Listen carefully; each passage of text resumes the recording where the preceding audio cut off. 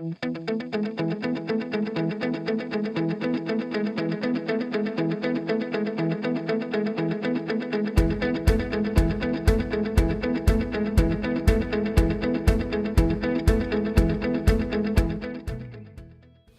and gentlemen, please join me in welcoming Mr. David Morken.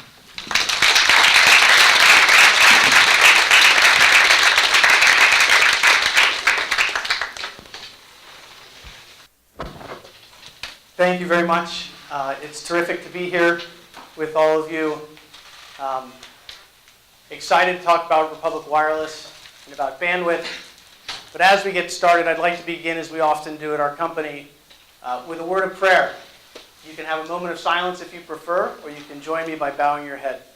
Heavenly Father, I thank you for this evening, for this opportunity to speak about the many blessings you've given to our company and our team at Bandwidth, and ask that you would bless everyone here with wisdom and knowledge. In Christ Jesus' name I pray. Amen. And for anyone who came over from the home of the Blue Devils, that just happened. I'm kidding. It is great to be here.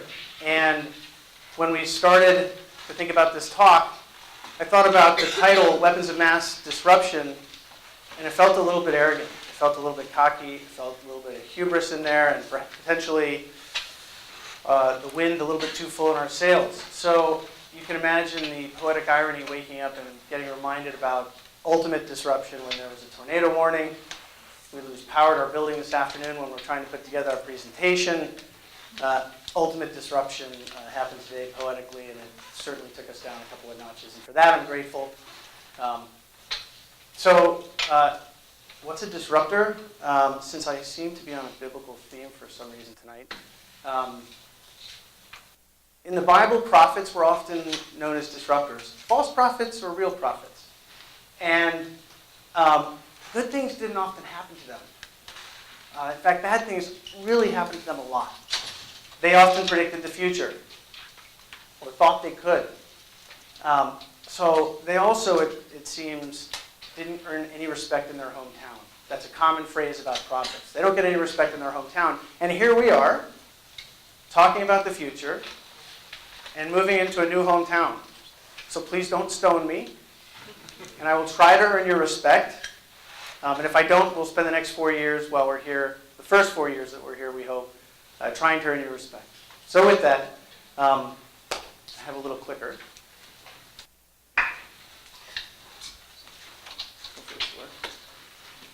On November 8th, 2011, we made $1 million of annualized revenue in 90 minutes. To give you some perspective, that's more than we made in our first 4 years as a team.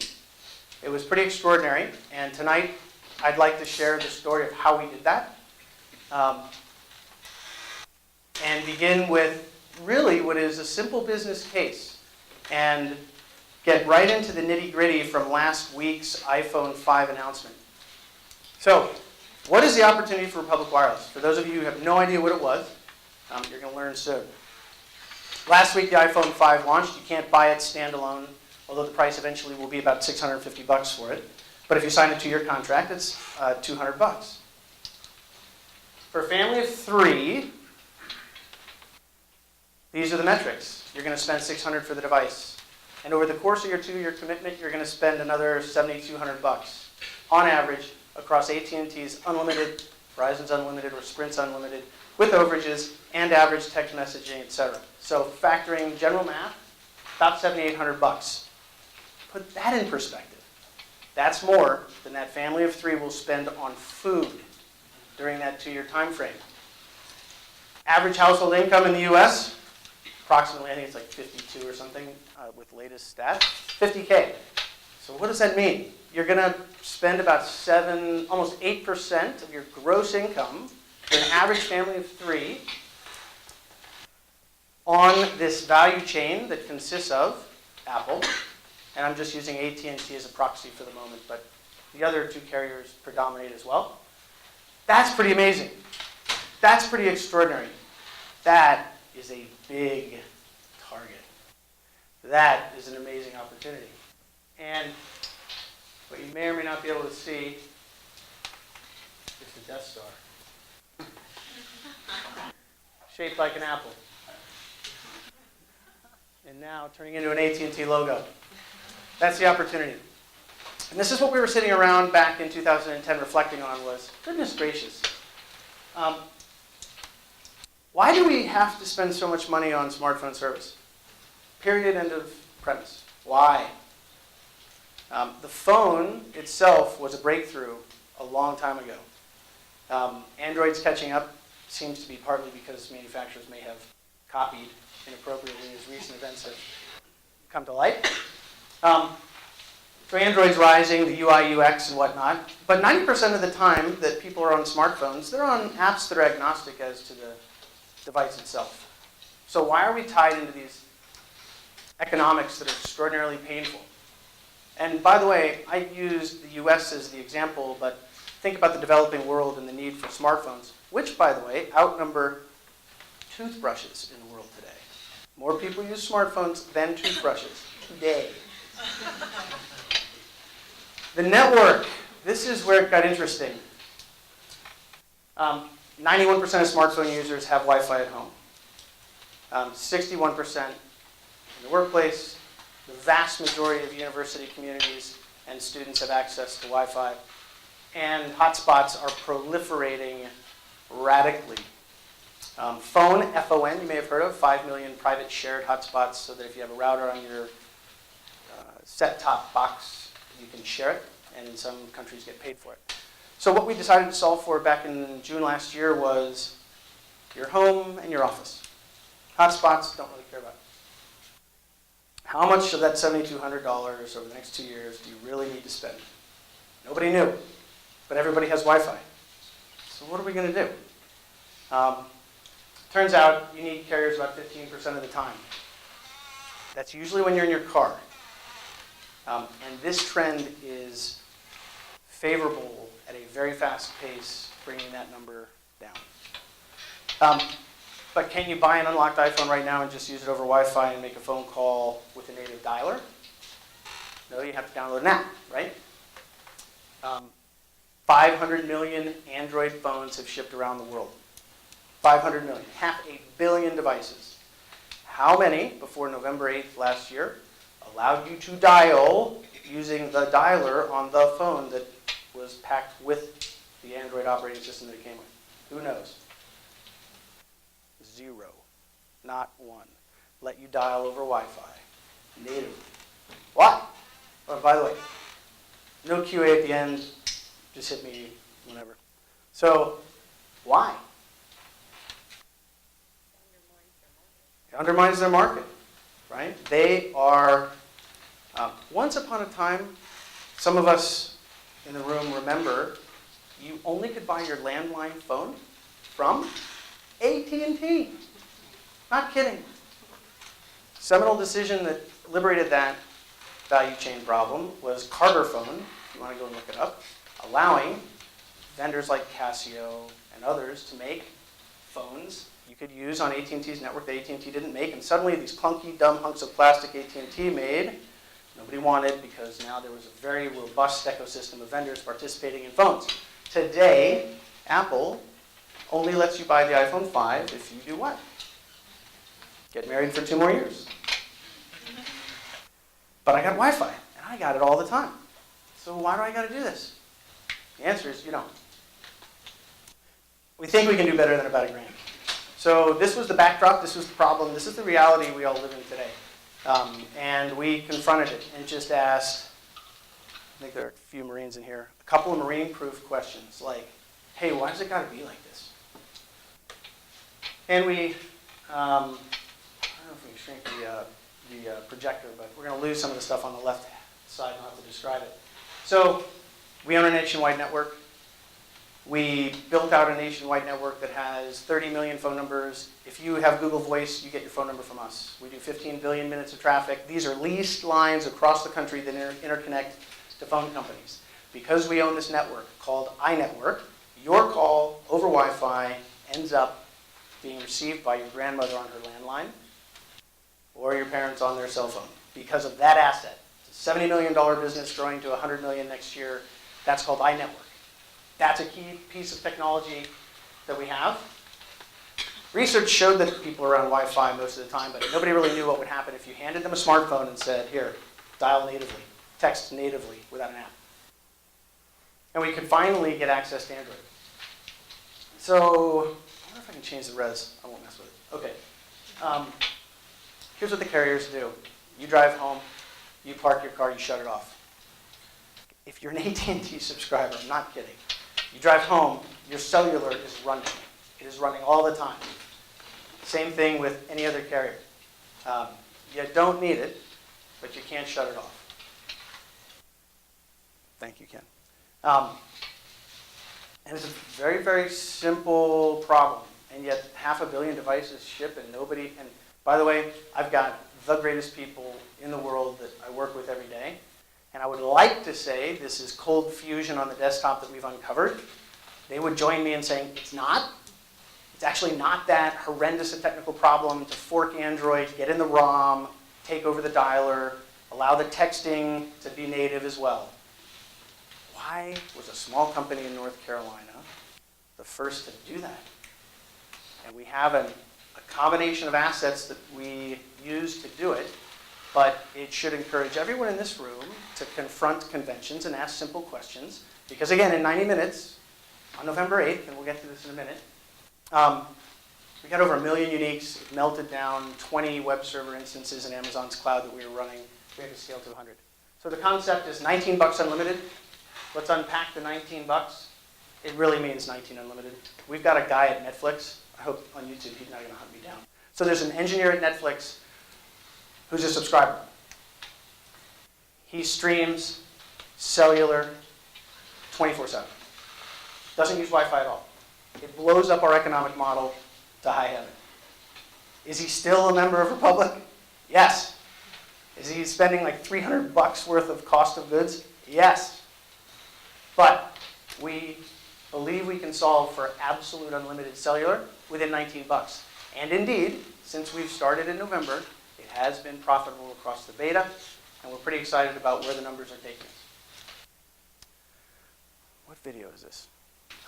This should be a little video about what it's like, and some of you I know have had this experience, to work with a small team, to code like crazy, to put together a customer experience that's compelling, and finally launch.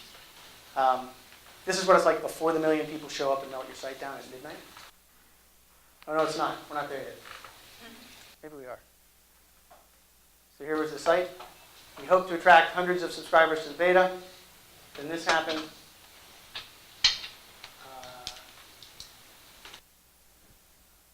Let's see if this launches.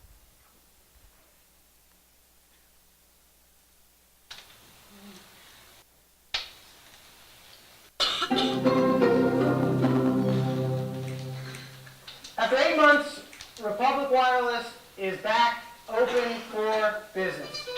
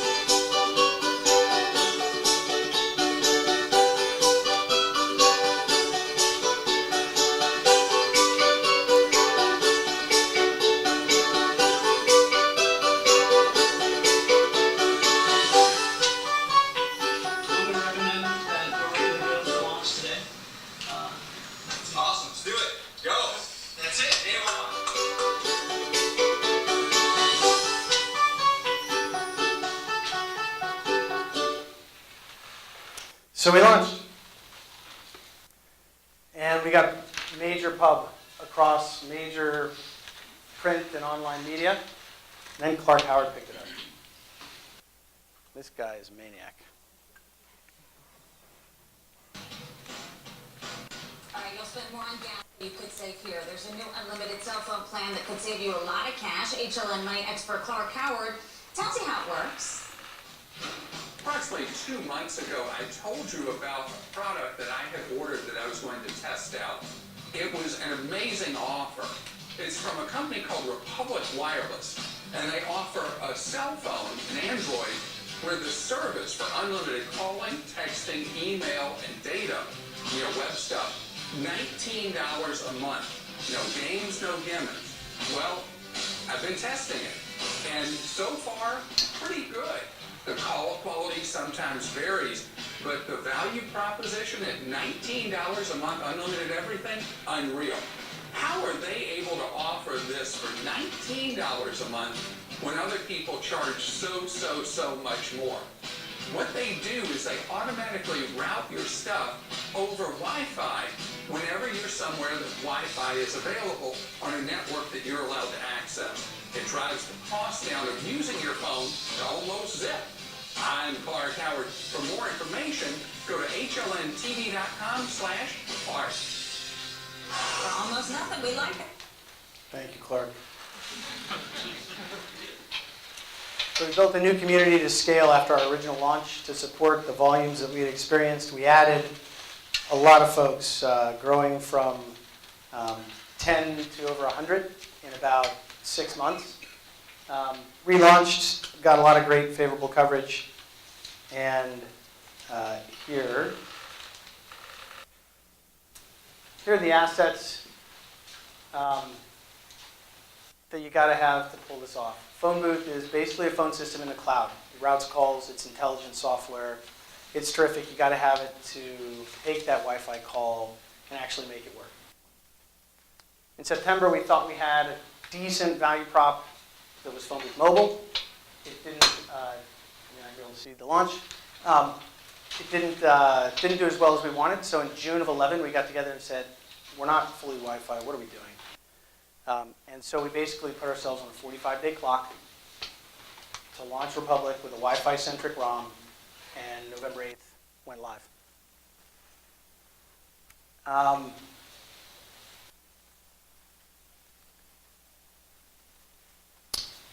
Before I get into the key learning from the launch, I think I'd like to do a quick demo. How many iPhone subscribers do we have by show of hands? Wow. And if you've got an Android device, this is definitely a university. I was broke in college. I could never have afforded an iPhone. All right, let's try this live and see if it works. Let's see. Can you see me? Okay. Let's see if this works. All right, so let's try this. Da-da-da. This is a Google Nexus. See that? It's a pretty slick phone, about $350. It's got the Jelly Bean load that no domestic U.S. carrier is yet offering, because it takes them so long, right? This is the native dialer. You see that little thing right there? Right there.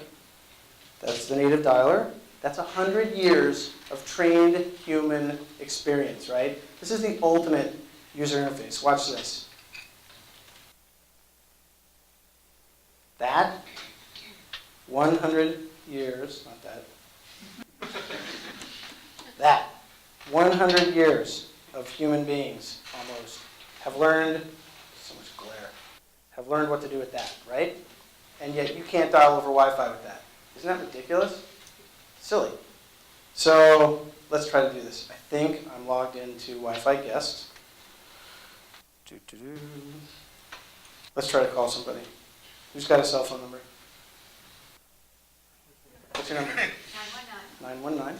673. 673. 2076. Okay, so there you go. You see that? Native dialer. This may blow up in my face. I don't know how good the Wi-Fi is. Oh. Is it guest network?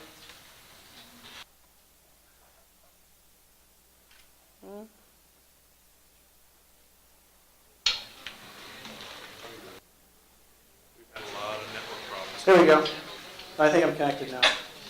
And it doesn't matter. I'll do this over and over no matter how awkward you feel. Let's try that again. 919 673 673 2076. 76. Okay. So let's try it again. No. So the first thing bandwidth needs to do is upgrade the Wi-Fi here. Which port are you going out on? NC guest. No, which port number? Is it 80? Because everything else is blocked. Oh, 80, yeah. 80 should let you Should be. know. Well, it's not even letting me get to Google. I'm not sure. So when we talk about 19 a month, that's for a CDMA phone, because Sprint is our off-net partner. When you step out of Wi-Fi, you step into Sprint. And that's the cellular coverage you have for 19 a month. We think we can do better. So this is a GSM phone. It has a SIM card that goes in the back. This is the way the rest of the world uses cell. There's no SIM card in here, and I was going to show that really impressive demo and then do that, and you'd see no SIM, and you'd be like, oh, that's cool. It didn't work out the way I'd hoped. What would you say? Now my entire product team is going to be angry. What would you say if I could sell you this latest Android device, which has got a great UI, Jelly Bean load, latest greatest, and you had unlimited text and calling for $5 a month wherever you were in Wi-Fi, and a pay-as-you-go SIM when you're not in Wi-Fi? Sold?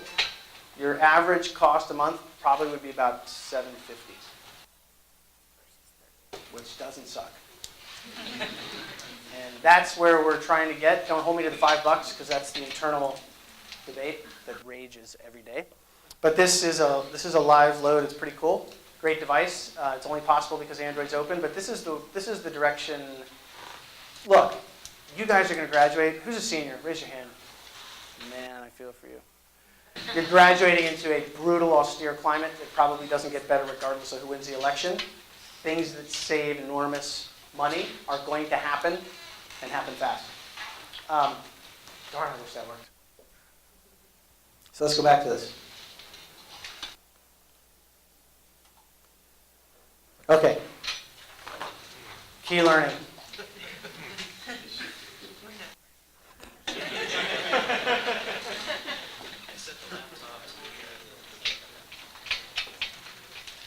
More than one way to. There, let's do it like that. So, confront conventions, and I'm not talking about CES or TechCrunch or anything like that. Don't do like an Occupy Consumer Electronics show. This means ask why over and over, and eventually the emperor will have no clothes. Don't feel stupid asking why. Just keep asking why. Listen to data. Listen to it. It's speaking to you if you will only take a moment and listen to it. Follow the technology. What I mean by that is we couldn't do this before Android developed a SIP capability.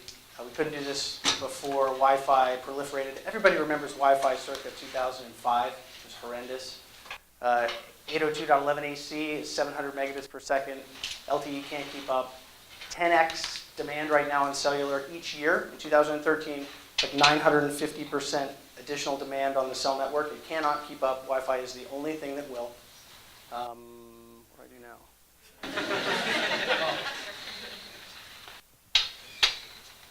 Who remembers what the next bullet was?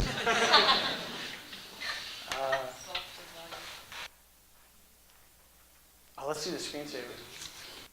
So it's, okay, cool. I'll do this. I can do this. Cool. Let's see if I can rip through this.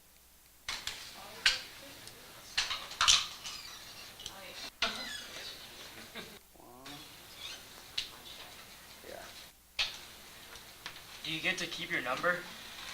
Yes, you can port your number. You can port in, and if you think it's terrible service, you can port out. Are the calls secure, like on an unsecured network? Great question. We've got fully encrypted calls over Wi-Fi working on our phone in the lab. It has a payload that will affect quality, so we're trying to streamline the way we do that. But eventually, and I mean, when I say eventually, That's not like glacial pace. Eventually, it's like in the next 90 days. Be more secure than your AT&T call, because you can do full 128-bit encryption on the Wi-Fi portion, all the way to our voice over IP core network. It stays encrypted all the way to the far end destination. So great question. We hope and think certain people, not just criminals, will value the fully encrypted Wi-Fi call. So we're excited about that. And we're going to charge $150 a month for it, I swear. Solve for value. As I mentioned about the austere environment, don't solve for silly tricks. If you're building a product, solve for real value, things that matter. I know it sounds so cliche and trite, but I cannot tell you how many things I see, and I have to ask myself, why? Launch to learn. That's the reason you launch. You don't launch to make sick, crazy money. You launch to learn. And you want to get on the right learning curve, and you want to race on it as fast as you can. The asset value in your company, I don't care if you're technology or not, is the loaded learnings in your team, and often the protected learnings via patents on your team. Waste what is cheap and readily available to preserve what is scarce and expensive. Don't get that wrong. But it's counterintuitive, and yet it's all around us. Lose yourself to find yourself. Yeah, the more you put yourself into something else, the more it comes back to you. And you guys can figure this one out. But that's a big one. That's in the Bible somewhere. And I can't tell you how often I see folks in business who are very much trying to keep themselves. Give it up. Give it up. And sacrifice for something bigger than yourself. You'll be amazed how many people you end up serving. And profit is the altruistic measure of how well you serve, after all, isn't it? Read. Read more. Pray. And go. So, last thing I'll tell you, if there's any value I can add. From a personal perspective, I had $110,000 of debt when I started Bandwidth in a spare bedroom. I had my fourth kid on the way, I think. I had 90 days of paid leave saved up from the Marine Corps, and that's it. And the two greatest things you can have to really do something special during the few short days of your life include being poor, really poor. Being an immigrant is a huge advantage. If you're an immigrant, you got a major leg up on everybody else. Period, end of story. You got no baggage. You're not like a third or a fourth or a country club, or even I have a logo shirt and you don't. That's the American way. Debt and children are awesome. They motivate the heck out of you to get up and not go to sleep. Is it connected? I think you're connected. Oh, I'm so tempted. I don't have to do this, but I won't try to put it on the computer unless it actually works.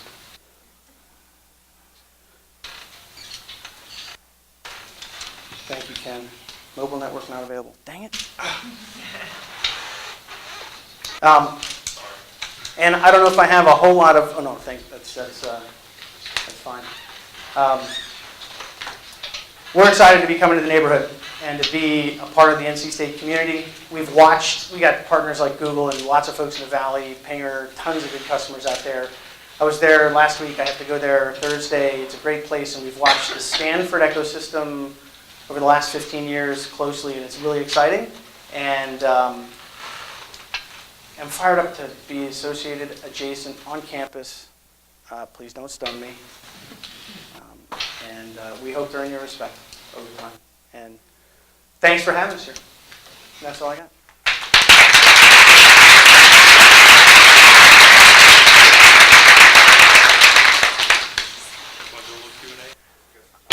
I'd be happy to do Q&A, but if you're here for credit and you just want to roll the dinner, I get that as well. Hey, Mark. Yeah. Oh. Thank you, Jennifer. Yeah. We're actually hiring. We seem to always be hiring, and Jennifer Cundiff is appropriate to make sure I point that out. We're also doing co-op stuff, intern stuff, paid, unpaid, experienced otherwise. We start our move at the end of the month. Question right behind you, actually. Teach you about like a nanosecond. So I think one of my gripes with being on a telecommunications provider like Verizon, I think one of the gripes that a lot of people have these days is that Verizon wants to tell me what I can and cannot do with the phone that I purchased. What is Republic Wireless's stance on allowing their customers to modify their phones through software or otherwise? Great question. Why can't you bring your own phone? And why can't you do what you want on the phone? And the argument is the same argument made back in the landline days, which is you'll jeopardize the integrity of the network if you bring a cracked phone onto it. We believe that we should be able to achieve device agnostic, SIM card agnostic service. And we're not there yet because so much of the quality with Wi-Fi depends upon us being in the ROM. We can do echo cancellation uniquely. We can do lots of cool things internally on the phone. But we have an app strategy as well, which should allow us to avoid the current device dependencies that exist. That's a great question. I think the ecosystem eventually needs to get to a point where you don't have this hegemony of basically a device manufacturer that requires you to do a 2-year financing with a carrier to buy the handset. That's what's going on.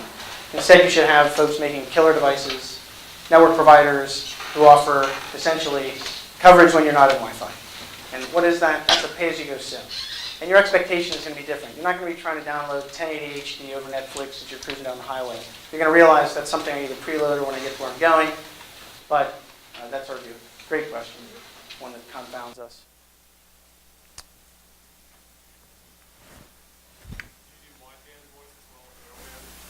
So HD voice is also more readily available over Wi-Fi than cellular because of the increasing speeds. So HD voice is something we do in the lab as well. It's all an equation about quality.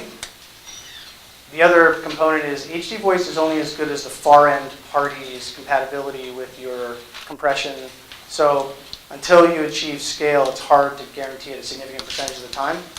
That said, we do a lot of calls for a lot of IP endpoints, and so it's something to look forward to down the road. Yeah. Why does Sprint let you use their network? Because it seems like you're trying to, You shut off the camera.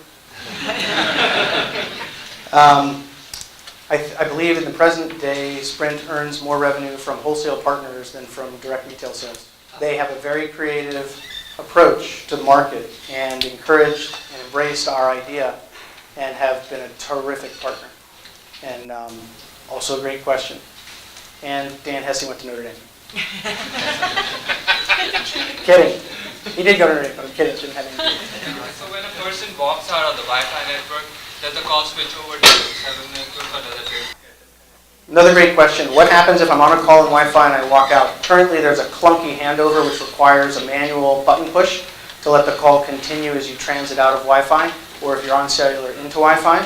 That goes seamless in an over-the-air update soon to our existing subscriber base, so that we perceive the degrading signal, transition the call to cellular, and off you go. When you're coming back from cellular, it's in our best interest for profitability to see you're going from cellular to an available, previously authenticated Wi-Fi environment and push you back onto cellular. But if it's not good enough, we won't move you. Great question. You guys are way too smart. Do we have other services like sharing content and things like that while we are on the call? Third-party calling? I mean, this solution, if you think about it, it is closely related to something like where while I'm having a conversation, I can send over a file. So, is something like that available? We have a terrific customer in GroupMe, who you may be familiar with, purchased by Skype, purchased by Microsoft, they have a multi-party text client. We have the ability to do the traditional, call the third party. We have no limitation on letting you conference 10, 20, 30. But that's probably more readily set up in an app environment than on a native dialer. And with an app strategy, yes. I was asking, could you surf the web at the same time? Oh yeah, it doesn't confiscate the Wi-Fi signal for voice only. Is that the question? I wanted to ask if this can be used as a general collaboration solution than just something that you use to place calls.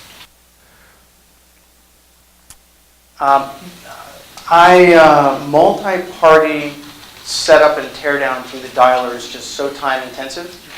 Another great customer from FireSpotter Labs is Uber Conference.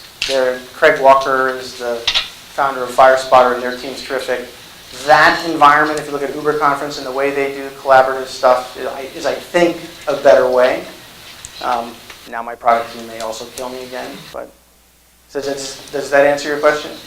Well, Yes. Usually the problem with VoIP in a lot of cases is 911 facilities. So how do you guys handle that?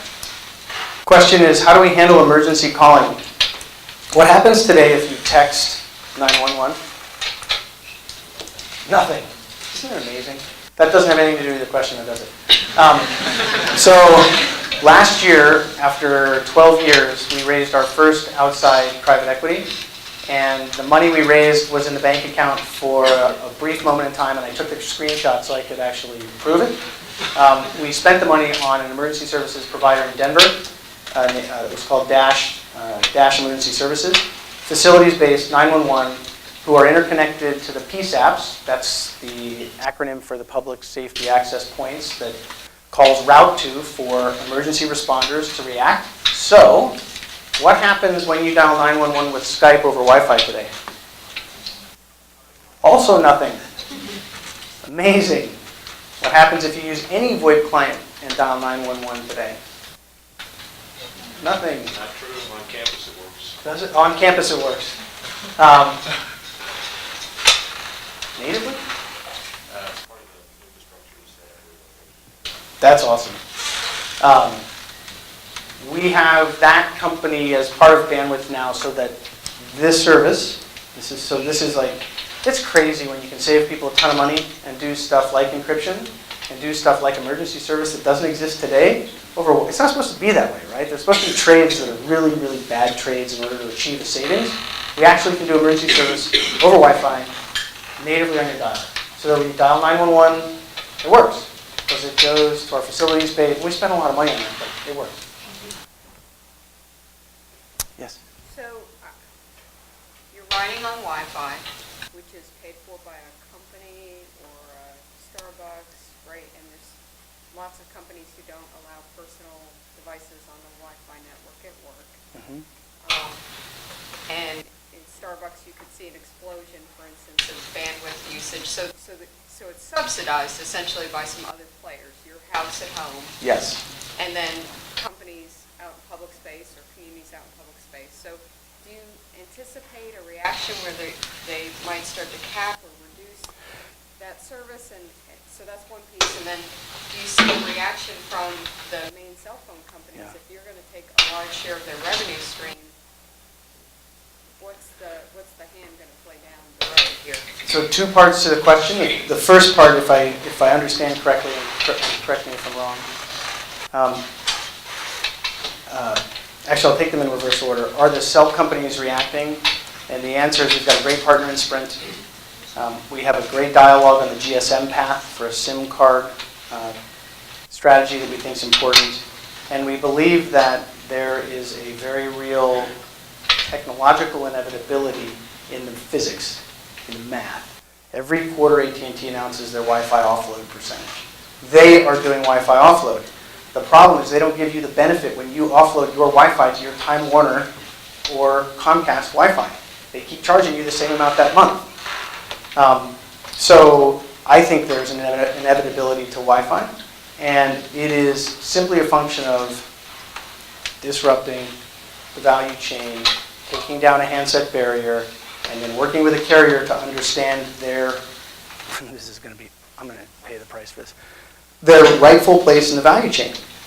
Because I don't need them all that much at all. And what was the first part of the question? The third place. From a Wi-Fi, you're kind of right now, part of the service is essentially subsidized by other people who are paying full price. So the primary thesis is your Wi-Fi at your office in your home. If you only spend $19 on your monthly cell plan, go upgrade your Wi-Fi to the max with the difference. We're giving you back the money to do that by allowing you to come down to a plan that makes sense. Similarly at work, you're definitely using the workplace Wi-Fi. What we call the third place are hotspots. And we're not solving for the hotspot reality with the fundamental thesis. It is an incremental improvement to profitability that just happens as devices, as hotspots expand, but it's not critical. So you could certainly have gatekeeping occur at commercial hotspots like Boingo provides and others, where you'd have to be a subscriber to access those. And in our case, what we're doing is when you're in an environment like that, you're on cellular. But if you have access to a Wi-Fi, it's there. Does that answer your question? Yeah, I think so. Sir? So really, to summarize your value proposition, a lot of the problems these days in networks is the over-the-top providers, the Netflix, the Facebooks, and stuff like that. They're the ones soaking up all the bandwidth, and the middle guy, the carrier, which you're kind of operating at, is the one's having a problem. By offloading the Wi-Fi, you solve a lot of those problems. Part of it. Part of it is I just want to use my own Wi-Fi with my device and the native dialer. I don't want to have to download an app. Go ahead. Doesn't Google Voice allow that on Androids if you do that through Wi-Fi? Google Voice is an app, and you download the app, and it's one number for life. That's its primary value prop. And you can do, through the app, outbound dialing. But if you have Google Voice on that Android load I just showed you, it doesn't use the dialer. Relationship between Republic Wireless and bandwidth.com, and related to a previous question, what impact do you expect your service to have on AT&T and Verizon? Republic Wireless is a division of bandwidth.com. It is one company with allied businesses. They're not separate legal entities, with one exception, the CLEC network. So it's a division of bandwidth.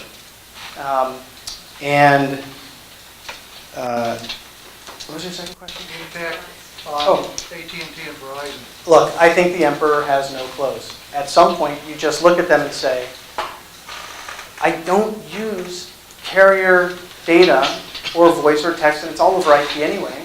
I don't use it that much. I just don't. And we're looking in real time at dashboards. Actually, one of our great guys is an NC State comp sci grad, and he's got a rocket science dashboard that looks at real-time Wi-Fi percentage across our whole subscriber base. And it's a color map, heat map reality showing us Wi-Fi use at any one time, and then the overall percentage for that day of Wi-Fi usage for voice and text, and then it translates economically into how much that costs. And that reality, at some point, absent government regulatory, what I would call artificial impediments, is going to confront the carriers. And so yes, I'm the prophet of doom for carriers. But great question. Back. I have Android on my phone, and one thing I observe is like the battery life. The Wi-Fi is on constantly, and since like this solution is entirely Wi-Fi based, have you like changed the battery life and It is a huge problem because you're constantly activating the radio to determine if there's Wi-Fi availability. It is a major problem, and we allow you to turn off the Wi-Fi radio, which impacts the model significantly. We could force it open and your battery would drain at the rate you're experiencing. Fortunately, batteries are improving and we're getting more efficient with the software, but you put your finger on one of the biggest technology challenges in this disruptive model. Nailed it. Sir? Do you support connecting with third-party voice endpoints like Yes. Thank you all very much. Oh, one more. Yeah, I heard a rumor that you guys hired a lot of IBM employees, and I heard a rumor that an IBM executive called you and said, don't steal any more of our employees. Is there any truth to that? No.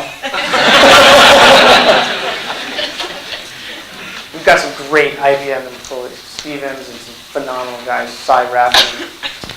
Again, the team that we've got is amazing. Thank you all very much.